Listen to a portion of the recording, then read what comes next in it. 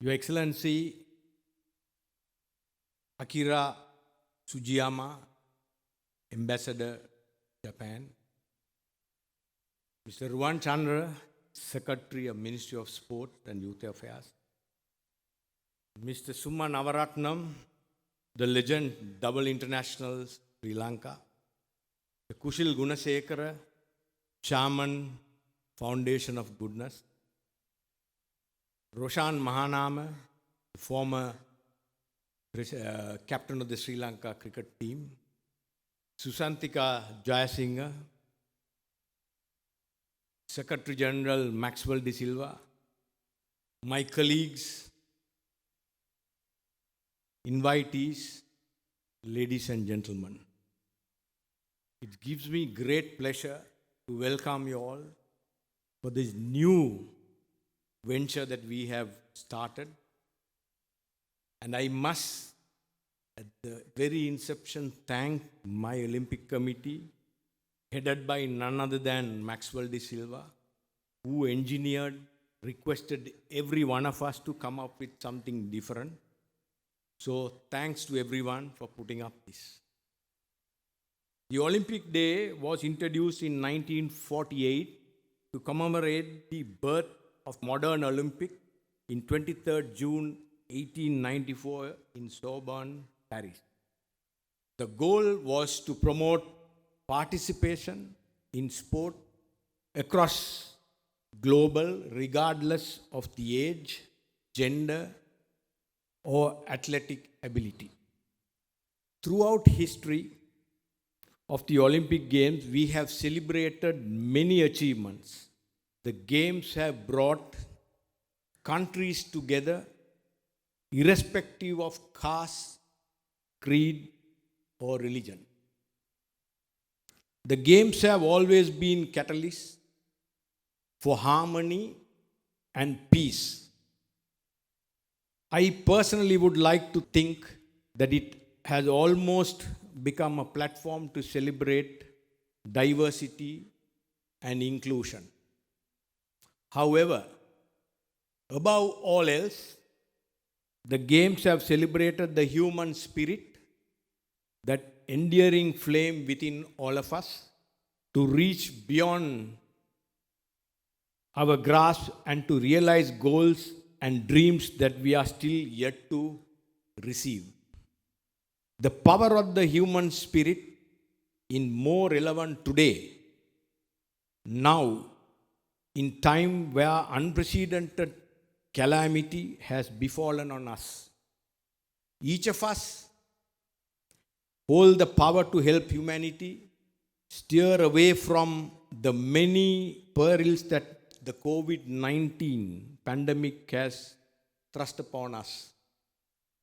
The Games have always been hallmark of athlete overcoming adversity, and no more than ever in the time to use inspiration to help society at large. For me, the power of human spirit stands on three pillars. Number one being responsibility. The onus of taking on a duty with integrity and foresight to pursue diligently till we have achieved the desirable outcome. And two, courage to endure hardship and challenges with the positivity and tenacity. And third being sacrifice, to let go of what we would like to hold on to in order to get to where we want to get. Today, more than ever, the three traits are needed.